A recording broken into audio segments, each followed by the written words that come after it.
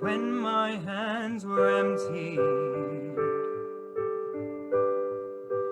when my hope was gone, I couldn't help but wonder, what had I done wrong? But though my heart was broken, there was no need to despair, 'cause a vessel must be open to put something better there. Into my empty hands, gently you poured new life for me. Yours is a perfect plan. The ups and the downs were meant to be. Now I understand you needed my empty hands.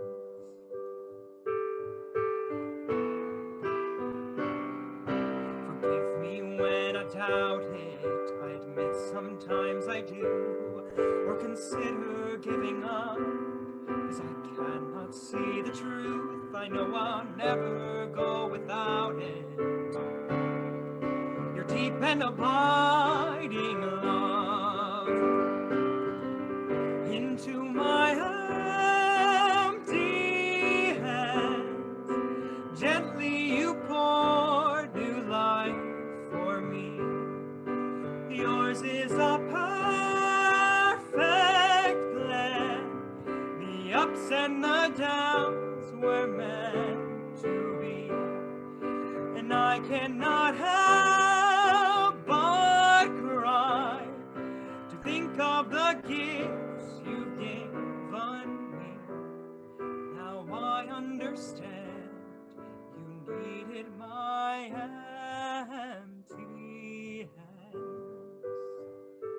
Oh, thank you for my empty hands.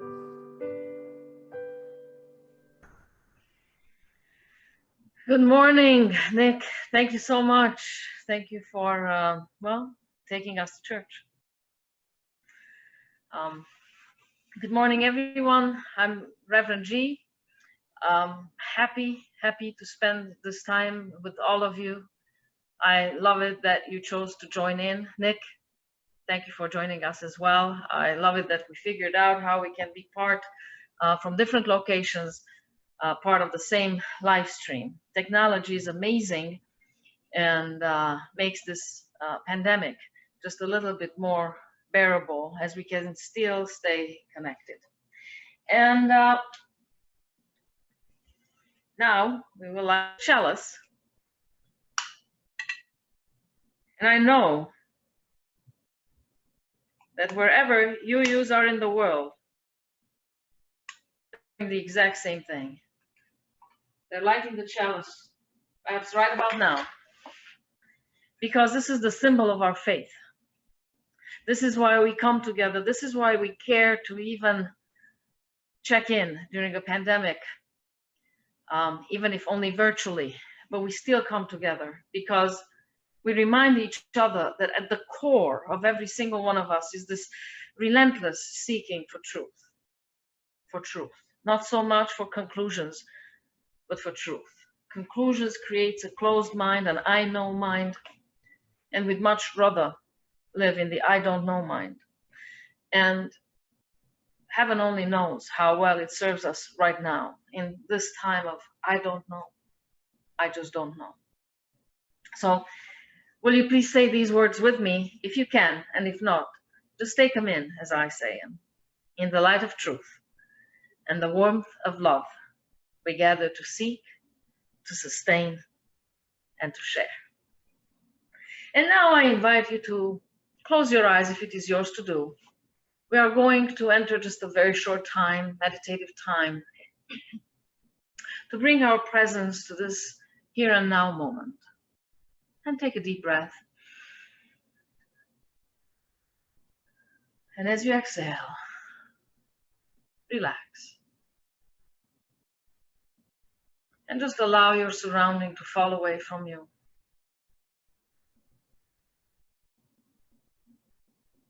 Allow yourself to be centered in this moment, connected truly through our heart and only our heart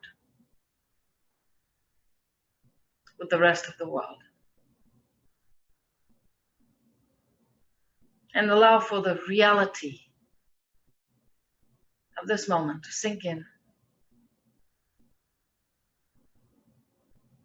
and fill us up.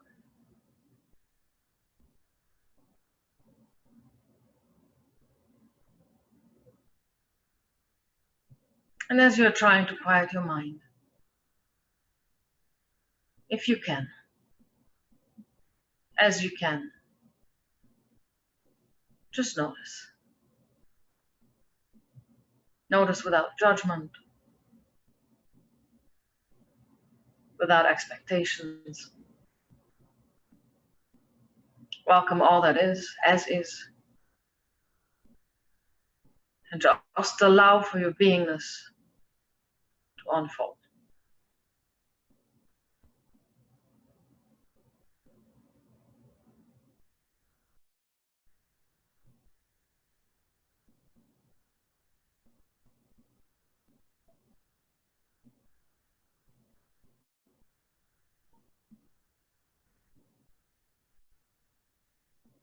Oh, the freedom of being without judgment, expectation, shaming, or guilt.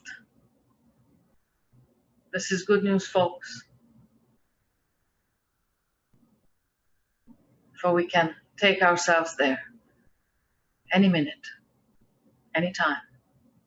And for that, together we say, thank you, thank you, thank you. And as you are ready, I invite you to open your eyes and return to this virtual Sunday service, abbreviated Sunday service. Welcome all. I see that a lot of us have joined in, and I love that. I love that also because I miss you. I'm an extrovert. This is hard on me. Not having contact with a lot of people. It's my way of recharging. It's my way of just living in the world. And now a new way is expected of me. I didn't get to vote. It's all included. And I miss you. I miss seeing you. I miss hugging you. I miss sharing time and space with you. And I am just grateful, though, that we can do it this way. And I'm grateful that I can still pick up the phone and call you and hear your voices and just check in on you. And some of you I have already called. The rest of you I will be calling. Last night, Patty and I watched this movie. It's a Beautiful Day in the Neighborhood with Mr. Rogers. And I have no reference for Mr. Rogers. I did not grow up in this country. I haven't watched a single episode of Mr. Rogers. Once I went to a dress-up party and I wore a sweater and a bow tie, and Patty said, "Oh, you dressed up like Mr. Rogers." And I basically just dressed up. And that's my reference to Mr. Rogers. And so we watched this movie, and literally from the first moment, my heart just opened. And even as I think back on it, I am still in tears. That some of us are able to live in this world with such a presence that it is truly healing to the rest of us. So living with a presence that is truly healing for the rest of us. And at one point, I don't know if you've watched this movie. If you haven't watched it, watch it, and then watch it again, and then watch it again. And I'll be watching it today again, because there's more to it than what met my eyes. And I suspect that I will be probably finding some Mr. Rogers episodes and watching that too, to see the real thing. At one point, he's talking to this reporter who is just bitter and angry and is holding on to the hurt. And who among us has got no hurt? The longer we live, the more opportunities we have for hurt. And then the more we hold on to it, the more bitter we become, the angrier we become, and the more disconnected we become from ourselves, and then, of course, from the rest of the world, because anger does that. And then he asked this reporter at one point, who loved you into being? Oh, who loved you into being? What a profound question. Who loved you into being? And then who loved me into being? And it is every single one of you. Every single one of you. You've loved me into being in different ways. Gently,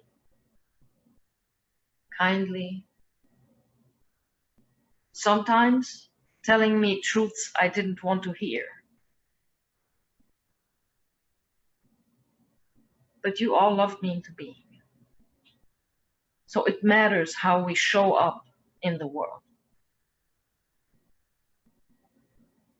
And then, of course, I can't help but think, how have I loved everyone into being? And how can I do it better? And last week,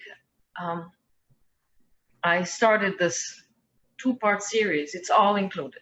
It's all included. Life is such that the good, the bad, and the ugly is all included. And we don't get to vote.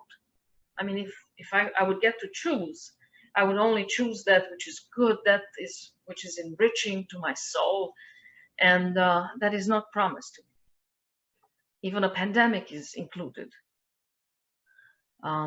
Even for an extrovert to be cut off from the rest of the world, that's included. Just like for the introverted is included to be among people when there's no pandemic. And car accidents are included, and death and birth, it's all included. And we don't pick. The only thing we have power over is how do we relate to that which comes our way. That's the only thing we can control, ever, ever. We sometimes tell ourselves stories about how much control we have in life, but in fact we don't. At best, we control how this one is in the world, how this one shows up in the world. And then at times this one goes to sleep, and then we show up in ways that we regret for years or for some time to come, and we have apologizing to do and making up to do.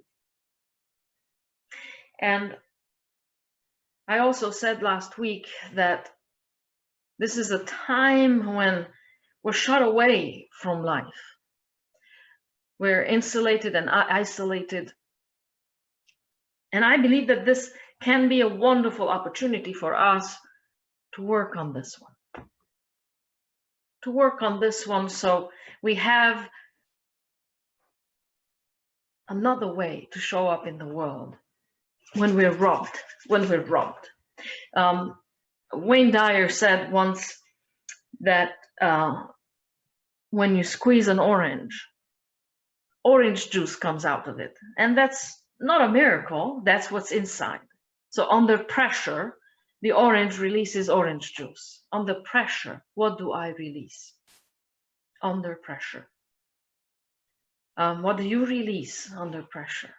Kindness, an open mind, or anger, frustration, And that's a good indication that's what's inside. And this is good news, folks, because this is something we can work on. And this is bad news, folks, because if we don't work on it, it's still on us to take responsibility for. So let's focus on the good news, that we can work on this. We can really work on this. It's possible for every single one of us. It's possible regardless of what background we come from, what upbringing we had, we can work on ourselves. And in fact, we ought to work on ourselves. Our parents did the best they could. If they could have done better, they would have done better. I believe that most of humanity, if they could do better, they would do better, as would we. So last week, I said, how about we quit some things? And I listed 4 things that are worth quitting, in my opinion. And they were quit caring so much about what other people think about us. Quit pretending. Quit pretending that we're well when we're not, that we're happy when we're not. Quit pretending. Just be authentic. Just speak into your experience.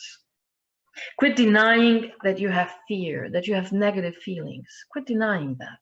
We all have them. And we can't shut them off. It comes at an expense. Then you kind of have to shut all of them off, and then you live flatlined, emotion-wise. And then number 4, quit doing things that don't wag your tail. And I hope that this past week you chose to do some things that wag your tail. Every day, do a little something that wags your tail. You know, like a dog. Happy. That which fulfills you. That which brings a grin on your face that you can't even wipe off. Do that. Find it. If you don't know what it is, find it. Look for it. It's worth it. And then today I'm going to give you 4 more things to quit. Let us work on becoming quitters. Our vision here at our Unitarian Universalist Church is to positively transform ourselves. And that might require quitting some things. So let us all work together on becoming quitters. So the next one is, and this is a big one, okay? So deep breath in.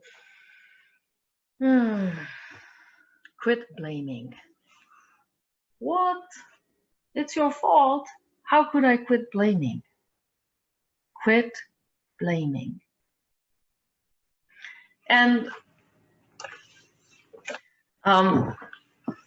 there is if you're not familiar with Brené Brown, then I would suggest that maybe this is a good time to familiarize yourself with it. And she tells the story, and I have my own stories I could tell, but I'm just going to tell Brené Brown's. You know, it's easier. That she's in the kitchen, she's pouring a cup of coffee, her second cup of coffee in the morning, and then she spills it all over herself. And the first sentence out of her mind, it's like a reflex, is "Damn you, Steve." And Steve is her husband. And then she gives us the background why she said that. Is because Steve went out for the evening, and Steve knows very well that Brené cannot go to sleep before Steve gets home, but Steve came home late. Hence, Brené couldn't go to sleep. Hence, she needed the second cup of coffee. And if she hadn't needed the second cup of coffee, then she wouldn't have spilled it all over herself, and then she wouldn't be in this predicament. So damn you, Steve. So you see, I think that secretly inside, we feel that we are guilty for everything, that somehow it is our fault. And I have heard that many times from those who had been sexually abused, whether children or adults, that somehow they brought it upon themselves. And then, or, you know, like last summer, we went home to Hungary, and we arrived and our luggage didn't. And the first day was still okay. The second day became a little bit harder. And by the 4th day, we were livid, and we were blaming everyone. But there was also that part of us that maybe we shouldn't have checked our luggage. Somehow it was our fault. And the guilt that we internalize, the shame that we feel over our belief that somehow we are responsible for it is so difficult to be with that we want to displace it. And then we displace it on someone else. And that's why we blame. When I make mistakes, I know this about me. I immediately think, how is Patty at fault for this? How is someone else at fault for this? How can I? But in fact, it's something that I have done. And then, so quit blaming. And then let me ask you this. Do you think you will be blamed? Have you been blamed before for something? Well, of course. Of course you will be blamed. And then should you get and should I get indignant over getting blamed? It's like, why?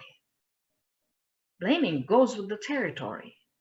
If you've been a parent, and have you been a parent? Have you been blamed by your children?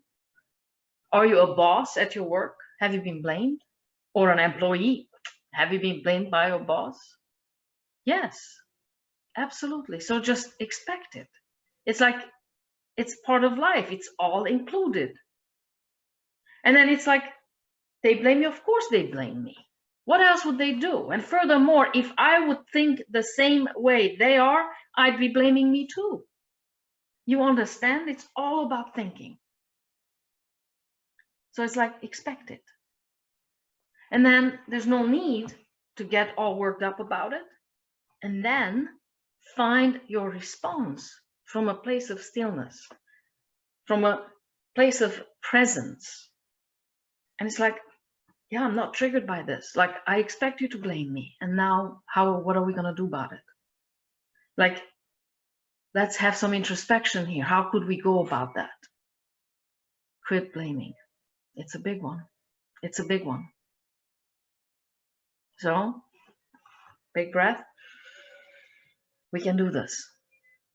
In fact, if we did this, just this one of all of them, I think would be living a much better life. Next one. Quit over-functioning. Quit doing things for others that they can do for themselves. Why? Well, first of all, by doing things for others that they can do for themselves, you're robbing them from the experience of maturing, of growing up, of taking responsibility. Also, how do you feel when you do things for others that they can do for themselves? I know I feel exhausted. I feel resentful. They should have done it, and here I am doing it. So don't do it. Don't do it and then be resentful. Don't do it. Notice if you're exhausted, then notice, is this mine to do? Or is this somebody else's to do? Am I doing my job here? Or am I doing yours? Am I carrying my weight here? Or am I carrying yours? And then if I'm carrying your weight, what's the first instinct? Blame you. If you would be doing your thing, I wouldn't have to. But what if there's another way? Like, I don't blame anymore. And I realize, oh, I'm over-functioning here. I just step back. There is another way here. And I allow you the opportunity to grow up, to mature, carry your own weight. So I may have energy. And then if you don't carry your own weight, well, you're going to have to deal with that, because I'm not going to clean up after you either. So quit over-functioning. Next one. Quit faulty thinking. Or what does that mean? Quit faulty thinking. Well, it shouldn't rain. There shouldn't be a pandemic Well, guess what? There is. There is rain, there's a pandemic, and the president is who is the president. Expecting any of that to be different is crazy making. Quit expecting that things will happen that don't happen. That your children will pick up the socks, and they don't. That your roommate is going to do their dishes, and they don't. So what are the choices? Blame the roommate constantly? Go over function, do their dishes? Feel resentful? Or there's maybe another way. Another way is I look for a different roommate. Or another way is I do the dishes and I don't feel resentful. Because I realize that I am living by my principles, by my values, and my values are to have clean dishes. Their values isn't that. So if my values are so good, shouldn't I be the first one to live by them?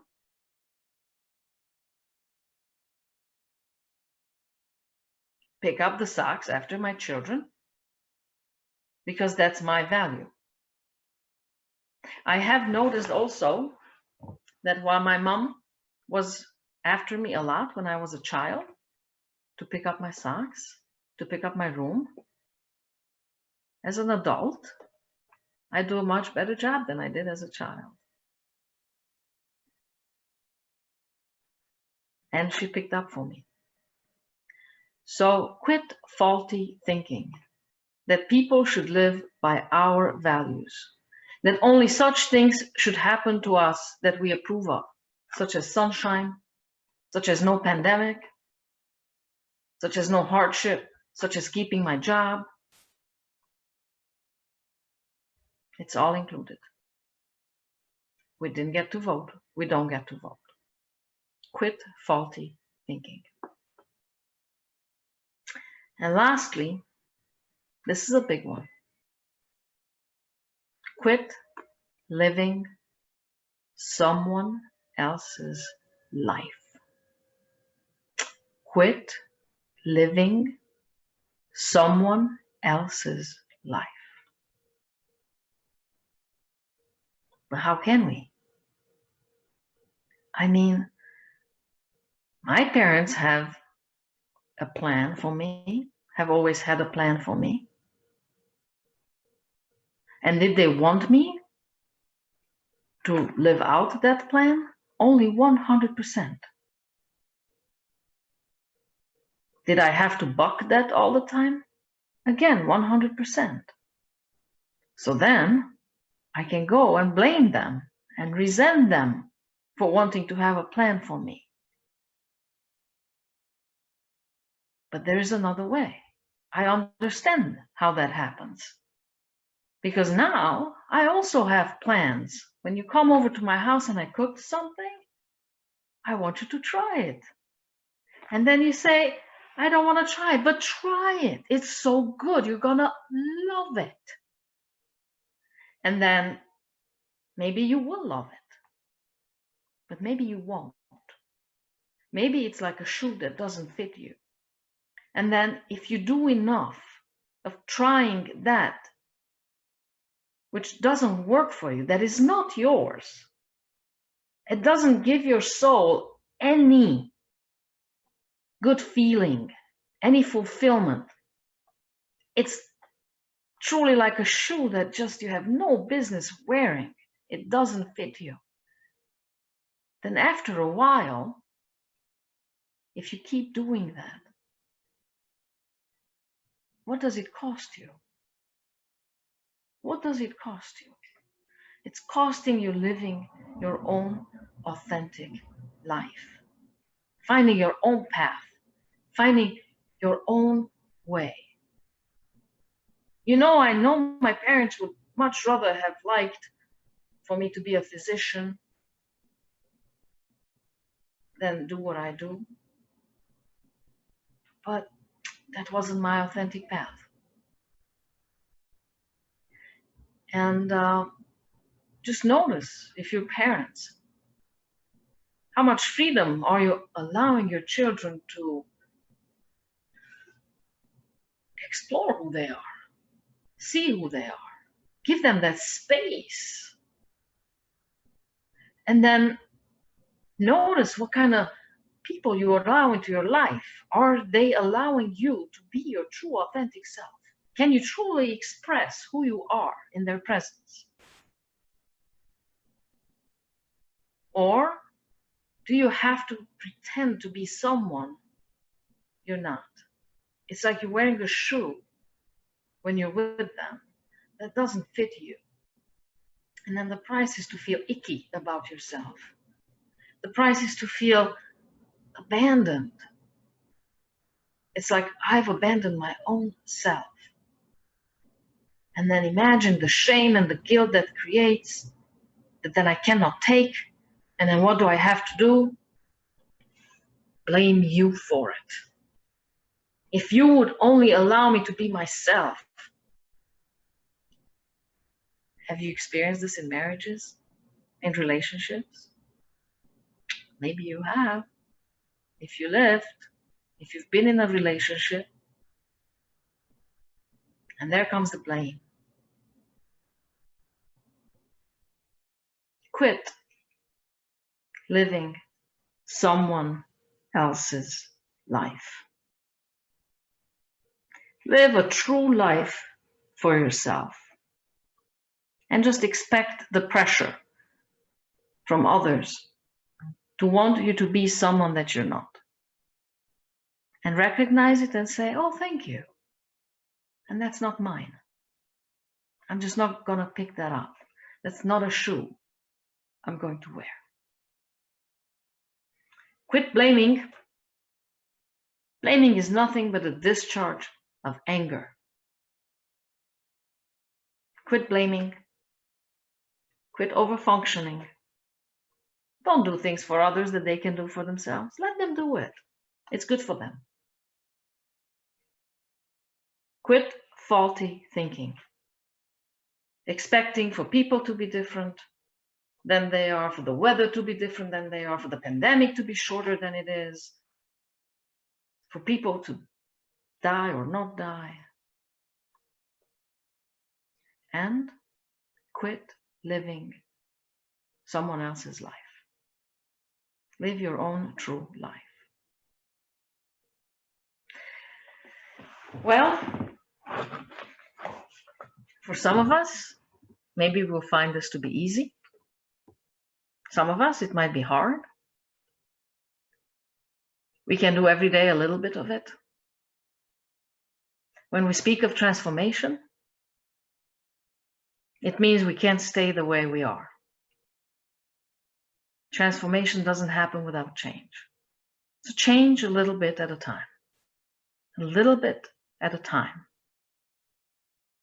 It's to make this one better. And when this one's better, the whole world is better.